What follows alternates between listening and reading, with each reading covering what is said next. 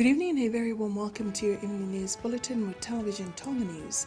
Making headlines, Her Majesty Queen Anasba'u partakes in a medical checkup by U.S. health experts under the Pacific Partnership 2013.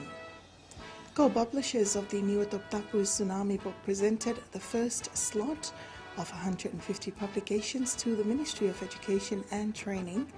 Banks' interest rates too high for loan repayments led to loss of individuals and businesses' properties, and a man in Lavao has been charged for murder. These are more stories, together with the latest in sports, the weather forecast later on in this bulletin. I'm Fatai Whainga'a with your news for tonight. Her Majesty Queen Anasba'u this morning officiates at the Kolowai Health Centre with her people from the Western District to receive medical checkup thanks to the Pacific Partnership 2013. Sin Lato was at Kolowai and filed this report. Her Majesty Queen Anasba'u officiating at the health program in Kolowai. She also partakes in a medical checkup from Lieutenant Commander Johnny Cosby. Her Majesty also receives a special gift from the team. Sister Fusikaha of the Ministry of Health says this is part of Her Majesty's conveying her support of her people and the visiting team. The doctors and nurses under this program also provide health services to the locals, including eyes checkup and health advice. The presence of Her Majesty is to witness the good work carried out by the team and to thank those who are willing to help the locals for free. She was also excited about this work and thanked those who make use of it. This is a long line of queue with more than 100 people waiting, anticipating to be part of this assistance since 7 in the morning. It includes children up to adults. The officer in charge of the team in Kolowai, Lieutenant Commander Goto, says they are happy to lend a helping hand to those who needs it. And we're here to bring some medical care to our friends here at Tonga, and we are seeing many patients. We're helping people with glasses, and some at the site here we're doing medical care and glasses, and at the Nuku Nuku site they're doing dental care. Same work is carried out to the eastern side of health centers with help from the nurses of Viola Hospital.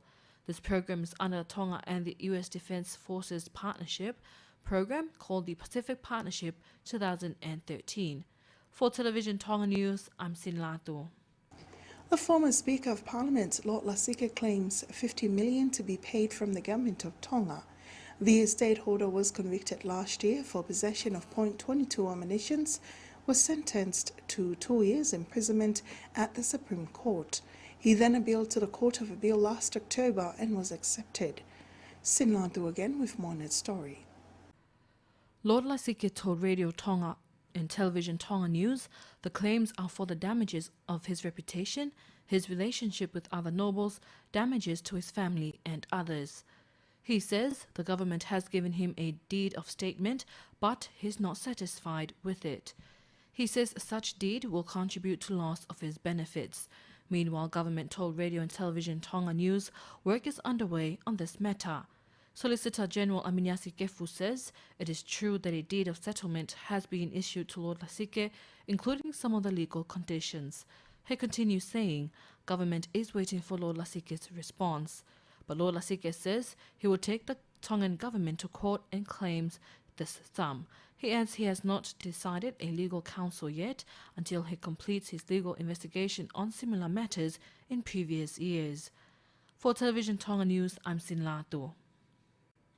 The co-publishers of the newly published New Tapu Tsunami Book have presented the first 150 publications to the Ministry of Education and Training. These books were presented by representatives from the Tonga Broadcasting Commission and the International Tsunami Information Centre to the Director of Education, Emily Povalu, in a special program this afternoon. Karlaini Donglava has that report. Representatives of the co-publishers of the New Tapu Tsunami Book, Lady Tuna Fiela Kepa, who is a member of the Tonga Broadcasting Commission Board of Directors, and a representative of the International Tsunami Information Centre, ITIC, presenting the Director of Education, Emily Povalu, with the first publication of the Tsunami Book. In a ceremony today to mark the presentation of these books, Lady Tsunami Book highlighted the important content in these books as they relate directly to the experiences of survivors who were able to escape the disaster in 2009. The book which is to be presented today is a collection of first-hand accounts imbued with emotions. In sharing their experiences, we are reminded of our own mortalities in the face of overwhelming natural events. We are humbled by our inadequacies on situations we have little or no control over. We are encouraged by reading stories from those who have been there. This book offers educational, awareness-raising materials, and we are now equipped with better understanding of tsunamis, knowledge of what to do to minimize risk to our safety, healthy respect for nature. During the program, Brian Yanagi from the ITIC spoke of the vital information that compiles up to make the book. In all, the South Pacific tsunami, there were 190 people, over 190 people were killed. In American Samoa, and in Tonga, where 9 deaths occurred. Although the South Pacific earthquake and tsunami of September 2009 will be remembered by those who experienced the event, as time and generations pass on, the details and the lessons learned can be lost. In order to document and historically preserve the event, the Tonga Broadcasting Commission deployed a courageous television crew shortly after the disaster, and the 4-year effort to compile these stories. Also taking part in putting together this Untitled Tsunami Book was Mary Lynn Fonua from the Vava'o Press. During the special presentation program, Mrs. Fonua said that the book provides a clear message, both in English and Tongan version, of the real stories told by the survivors of Niuatotapu. What happened in Niuatotapu has all the elements of a great Tongan drama, a tragedy. But this is a true story with real people and some exceptional people. The survivors' accounts describe not only the disaster, but tell of great heroism and self-sacrifice, of young and old risking their own lives to save or to comfort others, as well as some who made wrong choices and had lucky escapes in the face of danger. The work in this book reveals the tragic consequences of the tsunami on Tonga's most isolated community. The voices of the Niuatotapu people are very important, and their shared experiences hold an important message for all of us who live on these islands above the Tonga Trench. Meanwhile, the Director of Education and Training, Emily Bovalu, thanked both the co-publishers and people involved in this book project for this generous donation. These books, the Niuatotapu Tsunami Book and its Tongan version, Niuatotapu Peaukulo books, will help us all to be aware of the impact of earthquakes and to be prepared for the aftermaths which normally result in tsunami of various heights and forces. The knowledge and skills will prepare us with understanding and confidence on how to react to the commands of nature that we cannot control. We only have to learn how to handle the impacts, and with that we can be prepared to save our lives and the lives of our loved ones. The content of the book were taken directly from the interviews carried out by Anau Whanokalafi and Ando, a Japanese volunteer who traveled to Niuatotapu to put together a documentary after the 2009 tsunami. The book project also involved an artist, Sakimi Makafinau, who illustrated a clear picture relevant to people's perceptions and their real storytelling about the truth of the disaster day. Also present at the program was a member of the Board of Directors of TBC, Reverend Dr. Sota Mehavea, Director of National Emergency Management Office NEMO, Leven Aho, representative from Pacific Partnership, and also the General Manager and staff of the Tonga Broadcasting Commission. Reporting for Television Tonga News, I'm Kalolaine Tonglava. The interest rates applied by the banks to its loans are too high and it's hard to be paid by individuals. This led to loss of businesses and properties which are later neglected and damaged. The Honourable Minister of Finance and National Planning, Lisate Akolo, in an interview with Radio and Television Tonga, says talks have been carried out with the banks, yet they refuse to do so. Negotiations with the bank include a request to write off parts of any outstanding loan that cannot be paid, but they refuse to do so. The government also seek assistance from the World Bank to help pay off outstanding loans, but they did not accept it. In the meantime, we understand that the banks obtained about 140 million per anga that they cannot lend out to public. But this is because they believe that the economy still needs recovery, where people cannot pay back their loan if this multi-million per anga is accessible for lenders. Meanwhile, the government seek help from the National Reserve Bank of Tonga on this matter, but the National Reserve Bank of Tonga clarifies they cannot do anything about it as stipulated by law. We've noticed the big differences between the interest rates applied to the loan and the interest rates applied to the people's deposits in the bank. This is due to the high rates applied to the loan interest, while the rates applied to the deposits is too low. Yet the bank did not wish to make changes to its current policy. The Honourable Minister adds they are still looking for ways to minimise the problem. A man in Mabau has been charged for murder. The 27-year-old of Neiafu is still under police custody after a 17-year-old died. According to the Superintendent Inspector Netane Flaxeni of Mabau Police Station, the accused has a mental problem. He attacks his sister this morning at around 6 in the morning with a sharp object. The sister called for help and the deceased came to stop the accused. They argued and the deceased fell down and the accused hit him with a sharp object on the back of the deceased's neck 3 times. He then locked himself inside the house while the deceased was laid outside. Police broke in to arrest the accused and still in custody to appear in magistrate court later. The government of New Zealand still withholds its 5.2 million per anga grant to Tonga's tourism sector since last year.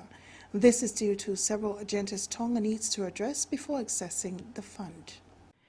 New Zealand's move is due to Tonga's shortfall to meet requirements agreed under this aid program. This is according to the Honourable Minister of Finance and National Planning, Lisate Akolo, in an interview with Radio and Television Tonga.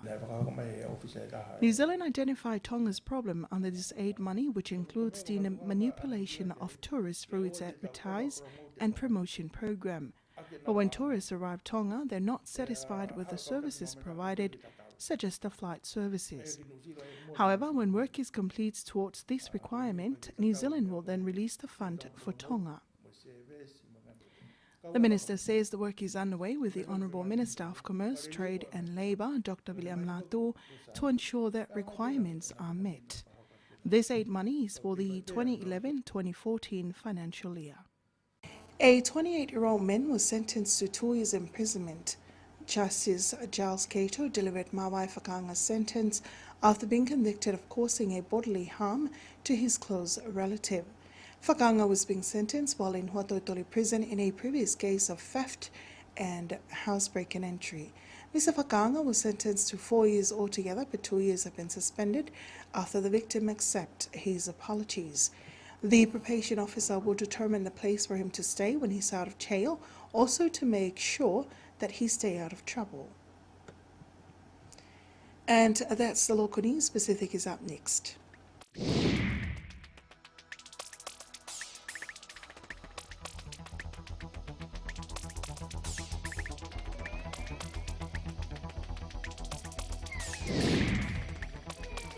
And from around the region, the Australian government has been accused of discrimination against African refugees on the country. The refugees from Africa are waiting in Indonesia for resettlement and said they've been told that Australia does not want to accept Africans. Indonesian correspondent for ABC reports. This little side street here in Jakarta is where many asylum seekers and refugees have to come in order to claim protection with the UNHCR case officers in the building behind me.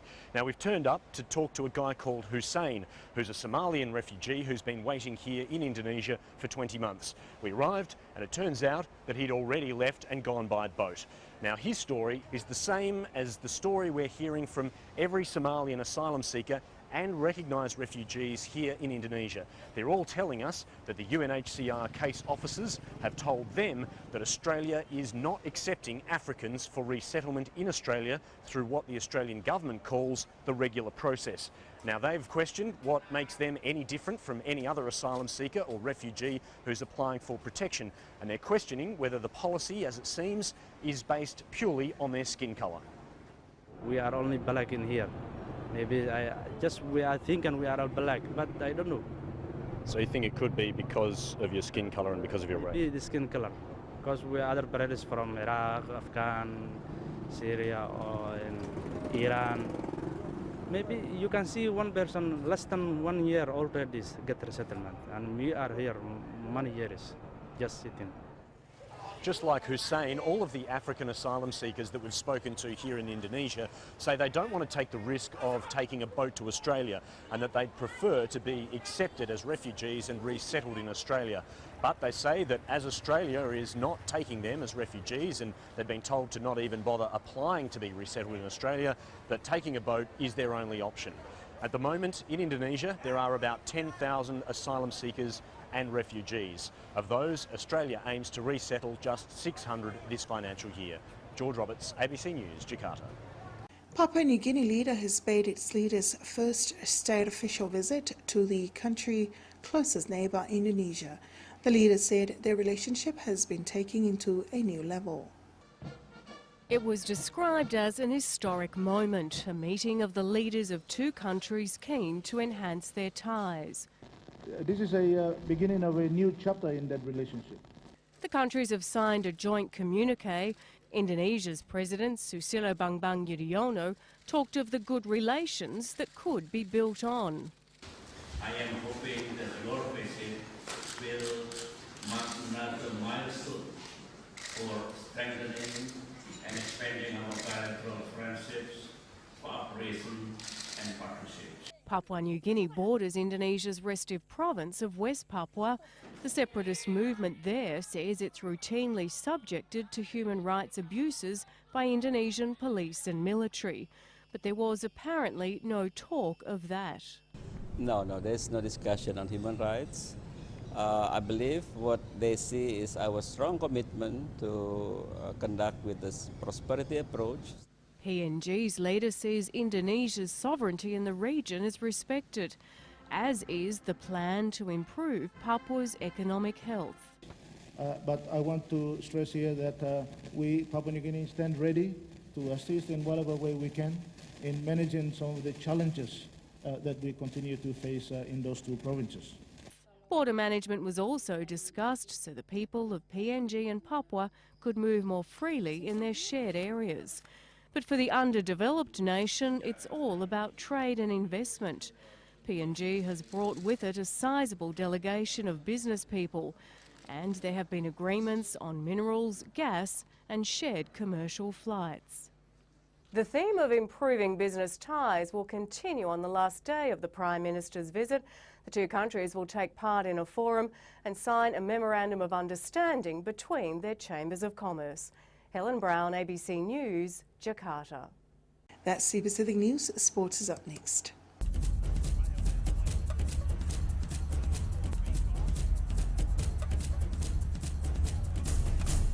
In sports, coach Steve Hansen is searching for better finishing from his All Blacks as they look to improve on an impressive 30-0 second test belting of the French. The All Blacks have shifted from Christchurch to New Plymouth for the series finale on Saturday, and Hansen made it clear there was still plenty to work on despite their ruthless display on Saturday. Hansen believed there had been some better work at the breakdowns from the first to second test, but there was still room for improvement in an area where the French continued to be hugely physical. Hansen felt his back row on Kieran Breed, Liam Mason and Sam Cane were making progress. Not surprisingly, with the Series 1, Henson will take the chance to introduce some new players for the third test. Henson also confirmed he had been monitoring Sonny Bill Williams' form in the NRL with the Sydney Roosters and said that if he wanted to come back, they would have him back. The Australian flanker Liam Gill insists the Wallabies are prepared for a frenetic start to the Test series against the Lions in Brisbane. The 21-year-old Gill is competing for the open side role with Michael Huber in the absence of David Pocock and George Smith. Whilst the Lions have already played 6 warm-up matches on tour, the Wallabies are coming in undercooked as a side despite being in the middle of the Super Rugby season. A fast start for the Lions in 2001 saw them clinch the first test 29-13 with Gill more than aware of a possible repeat in Brisbane this weekend. And in cricket, Sri Lanka progressed into the Champions Trophy semi-final with victory over Australia, who failed in a mission improbable at the Oval. The holders had to win and reach the 254-run target set by their opponents inside only 29.1 overs in order to qualify, but it proved to be too great an ask. After a good start, the run rate dropped as they missed the first target before losing the match by 20 runs. Sri Lanka joined England in the semis. And at sports news.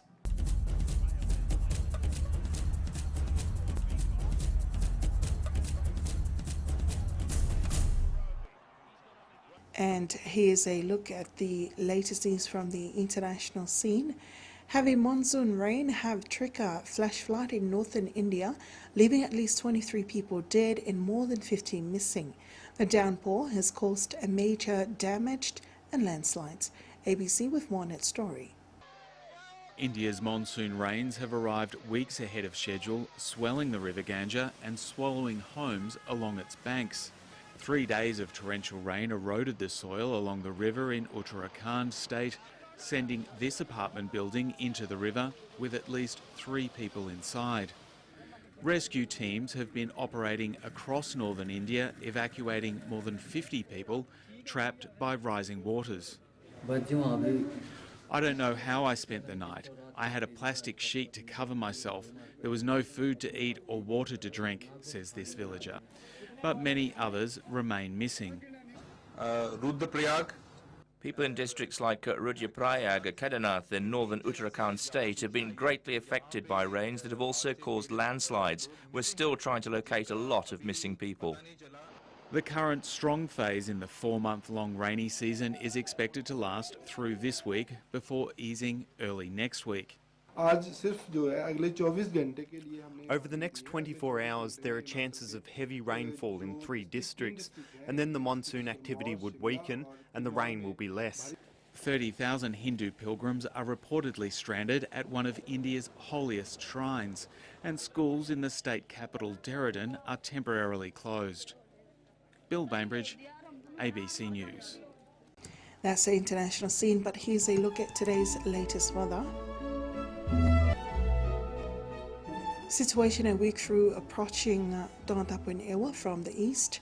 Meanwhile, an east to northeast wind flow prevails over Tonga. Light to moderate east to northeast winds, mainly fine apart from pre-showers tonight, and over Donatapu Ewa, and temperature forecast for Nuku'alofa minimum of 21 degrees Celsius for tonight. Forecast midnight tomorrow for Tonga coastal waters, east to northeast winds, 10 to 20 knots and moderate seas. The tide predictions, low tide will be at 15 minutes before 9 o'clock tonight. And that's the latest weather forecast. Before we part, here's a final look at today's top stories. Her Majesty Queen Anasba'u partakes in a medical checkup by U.S. health experts under the Pacific Partnership 2013. Go publishers of the new Tsunami Book presented the first slot of 150 publications to the Ministry of Education and Training. Banks' interest rates too high for loan repayments, leading to loss of individuals and businesses' properties, and a man in Vava'o has been charged for murder. And that ends Television Tonga News Bulletin for tonight. For more on these stories, do call us on 23556 or check out our website on www.tonga-broadcasting.net or join us on our Facebook page on Radio Television Tonga. I'm Fatai Whenga. Thanks for joining us. Good evening.